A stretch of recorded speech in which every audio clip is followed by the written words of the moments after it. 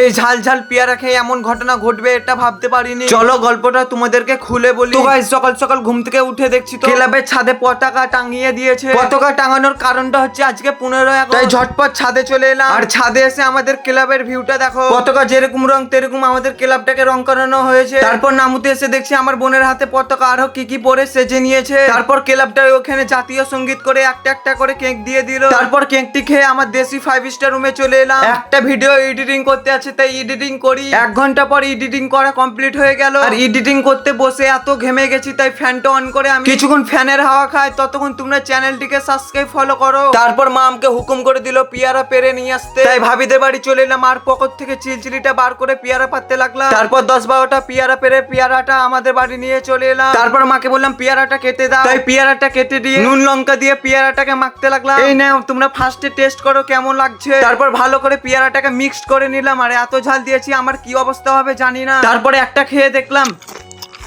যতটুকু ঝাল লাগবে ভাবছিলাম ততটুকু না। তারপর কিছুক্ষণ খেয়ে এত ঝাল লাগলো, 1 গ্লাস পানি খেলাম তাও ঝাল লাগছে। তারপর 1 মুঠ চিনি নিয়ে খেয়ে নিলাম। চিনি খেলাম বলে আর ঝাল লাগে না। আজকের দিনটা ছিল শুক্রবার, তাই গোসল করে পাঞ্জাবিটা পরে নামাজ পড়ে চলে এলাম। আর যারা ফলো করেনি তারা একটা ফলো করে পাশে থাকো। নেক্সট ভিডিওতে দেখা হবে খুবই তাড়াতাড়ি। Tata bye bye.